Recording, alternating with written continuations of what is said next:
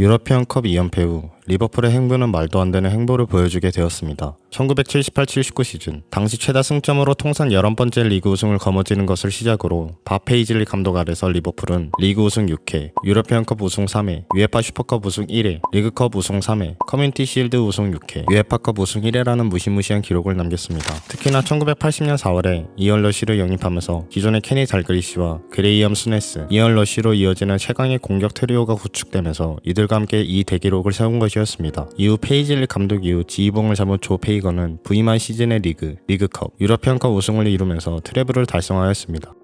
이언 러시는 이 시즌 전대에 47골을 득점하면서 유러피언 골든부츠를 거머쥐었고 그는 자신의 주가를 더욱 올리게 되었습니다. 하지만 수네스가 삼프도리아로 이적하면서 큰 구멍이 생긴 리버풀은 라이벌 에버튼에게 밀리기 시작하였습니다. 그래도 유러피언컵 결승 진출을 하면서 좋았던 분위기를 그대로 이어나가나 싶었지만 플라티니의 결승골로 유벤투스에게 패배하고 말았습니다. 또한 당시 리버풀 팬들은 훌리건으로 유럽 대륙의 악명을 떨쳤고 유벤투스 팬클럽 또한 만만치 않았는데 경기가 시작하고 서포터들이 서로에게 돌팔매질을 심하게 하면서 흥분한 리버풀 팬들은 울타리를 넘어 상대편을 향해 뛰어 들어갔는데 이에 대응해 유벤투스 서포터들도 맞섰고 리버풀 서포터들의 공세에 밀리며 사람들이 축을 쪽으로 도망가다가 사람들의 무게를 견디지 못한 낡은 외곽 콘크리트 벽이 무너지고 그 벽에 기대던 사람들이 떨어지며 서로 깔리면서 39명이 사망하고 600명 이상이 부상을 당하는 일명 헤이젤 참사가 발생하고 말았습니다.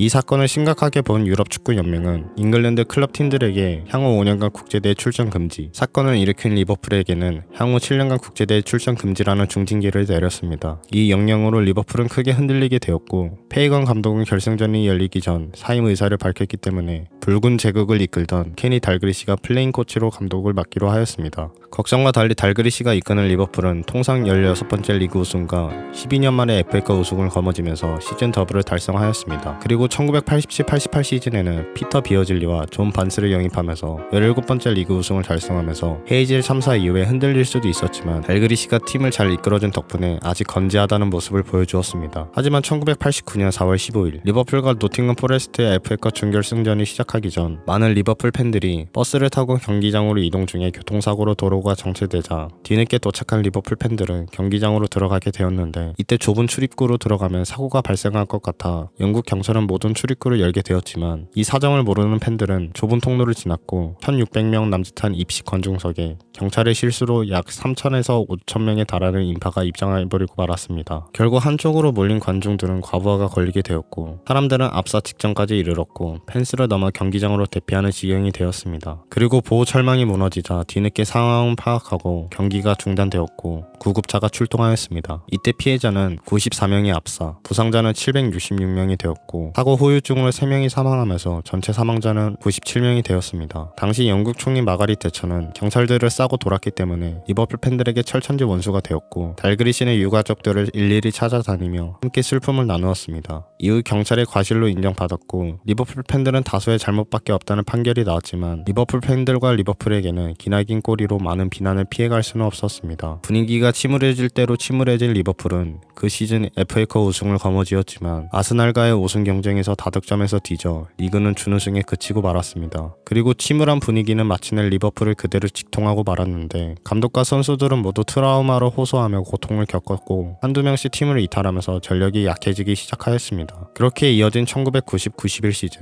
달그리시 감독은 자진 사임을 선언하였고 좋은 성적에도 팀은 리그 2위로 마치고 말았습니다. 리버풀의 주장이었던 수네스가 달그리시의 뒤를 이었습니다. 다만 어수선한 팀의 분위기를 수네스는 더 어수선하게 만들면서 결국 얼마 못 가 경질되고 말았고 그 뒤를 이어 로이 에반스가 감독이 되었습니다. 에반스는 로비 파울러, 존 반스, 이언 러시, 스티브 맥마나만, 제이미 레드넵 등을 앞세워 1994-95 시즌 리그컵 우승을 달성하면서 분위기 반등에 성공하나 싶었지만 로니 웰랑과 브루스 그로벨라, 스티브 니콜이 팀을 떠나면서 다시 팀이 흔들리기 시작하였습니다. 더군다나 그 다음 시즌 FA컵 결승에 올랐지만 맨유에게 패배하였고 이언 러시가 팀을 떠나고 말았습니다. 그래도 유스인 마이클 우원과 제이미 캐러거가 데뷔를 하였고 로비 파울러가 부상으로 고생하고 있을 때 우원이 난세의 영웅으로 등장하면서 36경기 18골이라는 기록을 기록을 남겼습니다. 에반스의 리버풀은 리그 상위권은 계속 유지는 하지만 큰 성과는 없었고 라이벌 맨유는 승승장구하고 있었기에 에반스는 공동 감독을 맡고 있던 제라르 울리에게 단독 감독을 맡기면서 팀을 떠났습니다. 공동 감독 체제에서 팀의 분위기는 개판이었기에 단독 감독을 맡은 울리에는 사미 히피아, 디트마 하만, 블라디미르 스미체르, 지미 트라우레, 에릭 메이어르, 에밀 헤스키 등을 영입하였고 마이클 오원, 제이미 캐러거, 스티븐 제라드 등 유스 선수들을 중용하기 시작하였습니다. 이 리빌딩의 결과는 0001 시즌 빛을 보게 되었는데 FA컵과 UEFA컵, 리그컵을 들어올리면서 미니 트리블을 이루어내었습니다. 하지만 울리에가 심장에 문제가 생겨 수술을 받고 복귀하였는데 이후 급격하게 경기력이 안 좋아지기 시작하였습니다. 결국 0304 시즌 리그 4위로 마쳤지만 우승팀 아스날과 승점차가 30점이나 났고 FA컵과 UEFA컵 모두 조기 탈락을 하면서 무관으로 그쳤고 울리에는 경질되고 말았습니다. 울리에의 후임은 발렌시아를 라리가 정상으로 이끄는 라파엘 베니테스였습니다. 베니테스가 부임한 0405 시즌 챔스에서 기적의 기적이라 불리는 이스탄불의 기적을 쓰면서 21년 만에 비기어를 들어올렸고 통산 5회 우승을 달성하면서 UEFA 영예의 배지 착용과 진품 비기어 연구 소장을 할 권리를 얻게 되었습니다. 분위기 반등에 제대로 성공한 리버풀은 이제 다시 리그 정상만 꿈꾸며 리그를 보내게 되었는데 마스체로노와 아르벨로와 카윗 등 준수한 선수들이 활약을 하면서 0607 시즌 리그 3위로 마무리하였고 챔스도 다시 밀란과 붙게 되었지만 이번에는 이변 없이 밀란에게 패배하고 말았습니다. 그리고 0708 시즌 알레티에서 페르난도 토레스를 데려오면서 제라드와 토레스로 이어지는 전설의 제토라인이 형성되었습니다. 득점력이 상당히 올랐고 분위기도 올라오는 것 같았지만 리버풀은 서서히 골마가는 중이었습니다. 우려는 현실로 되어 사비 알론소가 레알로 이적하였고 그 여파는 리버풀에게 큰 타격을 주었습니다. 어이없이 약팀에게 패배하면서 예능풀이라는 치욕스러운 별명이 생겼고 0910 시즌 리그 7위로 마무리하였습니다. 이후 이적에 쓸 돈을 주지도 않은 구단주에 지쳐 베니테스가 팀을 떠났고 그 뒤를 이어 로이 호지슨, 달그리시, 브랜돈 로저스가 차례로 감독을 맡았지만 별 다른 성과 없이 시즌을 보내고 말았습니다. 특히 로저스는 마마도 사코, 폴로투레, 데안 로브렌, 알베르토 모레노를 영입하면서 수비 불안 문제를 해결하려 하였지만 오히려 이것은 더 악이 되었고 이아고 아스파스, 마리오 발로텔리, 나자르 마르코비치는 고개를 절레절레 흔드는 퍼포먼스를 보여주었습니다. 그래도 13-14 시즌 루이스 수아레즈, 다니엘 스터리지, 아임 스털링으로 이어지는 공격진은 리버풀의 빅4 진입에 탄력을 붙였습니다. 리그 25라운드부터 35라운드까지 11연승을 거두면서 24년 만에 리그 우승이 눈앞에 보이기 시작하였습니다. 드디어 우승을 하나 생각하였지만 리그 36라운드 첼시와의 경기에서 주장 제라드의 뼈아픈 실수가 빌미가 되어서 패배하였고 이것이 큰 타격으로 이어지며 뒷심이 부족해 결국 리그는 준우승에 그치고 말았습니다. 14-15 시즌은 그 이름도 유명한 램발볼 라인으로 답없는 공격력을 보여주었고 리그는 6위로 마치고 말았습니다. 그리고 제라드는 이 시즌을 끝으로 팀을 떠났고 이 양반 갈 때도 화려하게 갔어. 팀의 에이스였던 스털링은 팀 분위기를 개판으로 만들어 놓고 맨체스터 시티로 튀어버렸습니다. 그렇게 15-16 시즌 제이미스 밀러, 호베르토 피루미노, 크리스티안 벤트케, 나다니엘 클라인을 영입하면서 다시 정상을 꿈꿨지만 졸전에 졸전을 거듭한 결과 로저스는 결국 경질되고 말았습니다.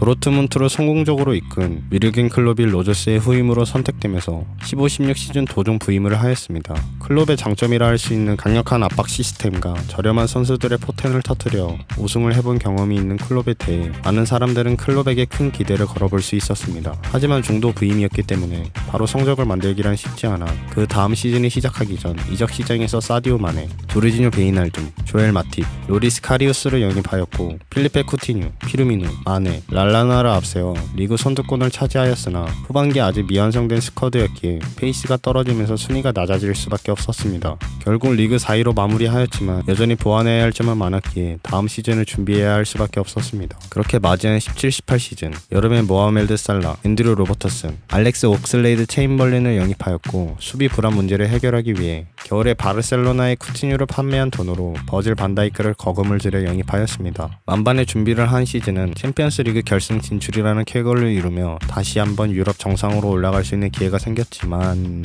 결승 상대는 무려 레알 마드리드였습니다. 걱정과 달리 막강한 공격진이 있었기에 두려움은 없었지만 경기 시작하고 얼마 지나지 않아 라모스의 파울로 살라가 부상을 당하면서 팀의 주포를 이른 시간에 잃어버리고 말았습니다. 그래도 반다이크를 중심으로 이루어진 수비진들은 레알 공격진을 잘 막아내었는데 카리우스의 진짜 미친 활약에 치명적인 실책이 2번이나 나왔고 리버풀은 결국 3대1로 패배하였습니다. 몇 년간 암흑기를 보낸 리버풀에게 가장 필요했던 것은 트로피였는데 그것이 어이없는 실수로 인해 멀어지게 되자 리버풀 내부에는 큰 타격을 입고 말았지만 클럽은 이것 또한 지나갈 것이라 생각했고 그 다음 시즌 다시 차근차근 준비하기로 하였습니다. 18-19 시즌이 시작하기 전 골칫덩어리였던 카리우스를 임대 보내버렸고 로마에서 좋은 퍼포먼스를 보여주고 있던 알리송을 데려왔고 파비뉴와 나비 케이타, 제르단 샤키리를 영입하면서 미드진의 뎁스를 늘렸습니다. 이제는 완성된 팀의 모습을 보여준 리버풀은 이 시즌 리그 30승 7무 1패로 승점 97점을 획득하는 경악스러운 결과를 보여주었지만 당시 맨시티 또한 미친 모습을 보여주었기에 승점 1점 차로 아쉽게 준우승에 그치고 말았습니다. 그리고 챔스 4강에서 만난 바르셀로나의 1차전에서 메시의 하드캐리로 1차전을 3대0으로 마무리하면서 리버풀의 승기가 보이지 않았습니다. 그 누구도 리버풀이 결승 진출을 할 것이라 생각하지 않았고 리버풀은 자신들의 홈 안필드에서 2차전을 준비하게 되었습니다. 그렇게 시작한 2차전에서 리버풀은 내려야 하는 선택을 벌이고 강력한 압박을 바르셀로나에게 걸면서 바르셀로나의 빌드업을 방해하였습니다. 결국 아무도 예상 못한 이변이 일어나고야 말았는데 베이날둠과 오리기, 아놀드의 활약에 힘입어 리버풀은 안필드에서 4대0이라는 스코어를 만들어내며 기적을 쓰게 되었습니다. 결승 진출을 이룬 리버풀은 데스크 라인을 앞세운 토트넘과의 승부에서 2대0으로 꺾으면서 14년 만에 통산 6번째 비겨울을 들어올렸고 암흑기를 완전히 벗어나 새로운 전승기의 시작을 알리며 부활을 하였습니다. 그리고 그 다음 시즌 UEFA 슈퍼컵과 클럽 월드컵이라는 지옥 스케줄을 견디며 모두 우승하였고 리그는 32승 3무 3패를 기록하면서 클럽 최다 승점인 99점으로 31라운드 만에 조기 우승을 확정지었습니다. 그렇게 염원하고 염원하던 프리미어 리그 출범 이후 최초이자 30년 만에 1부 리그 통산 19번째 우승을 거머쥐면서 성공적인 한 해를 보냈습니다. 이렇게 강력해진 리버풀의 상승세는 다음 시즌에 잠시 꺾였는데 충분한 휴식 없이 일정을 치렀기에 결국 주전 선수들의 줄 부상으로 팀의 무게가 많이 떨어지게 되었습니다. 그래도 21-22 시즌은 10년 만에 리그컵 우승과 16년 만에 FA컵 우승을 차지하였고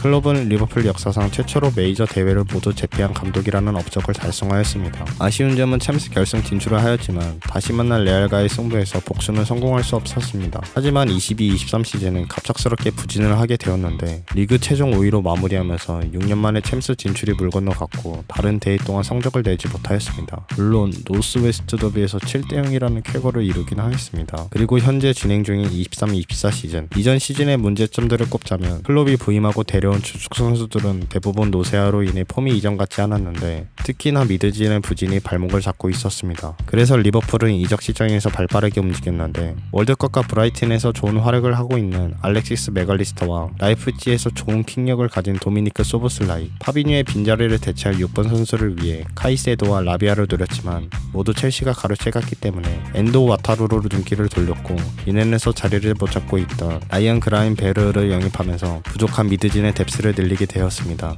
물론 원픽이었던 벨링엄을 영입 못한 것이 한이 되었지만 현재 이들 모두 준수한 활약을 보여주고 있고 여전히 건재한 반다이크와 살라가 팀의 중추가 되어 리버풀은 리그컵에서 첼시를 꺾고 우승을 차지하였습니다. 현재 최근 맨시티와의 경기에서 무승부를 거두며 리그 2로 내려가 있는 상태인데 시즌 초반부터 많은 선수들이 부상으로 빠진 상황에서 클럽은 후보 선수들과 유스 선수들을 적극 기용하는 선택을 하였고 이들이 놀랍게도 괜찮은 활약을 보여주고 있습니다. 또한 이번 시즌을 끝으로 팀을 떠나기로 한 클럽을 위해 선수들의 사기가 하늘을 찌르고 있는 상태이고 10경기 남짓한 리그를 잘 마무리하면서 박수 칠 때 잘 떠나도록 하는 것이 이번 시즌의 중요한 숙제가 될 것입니다. 고생했다.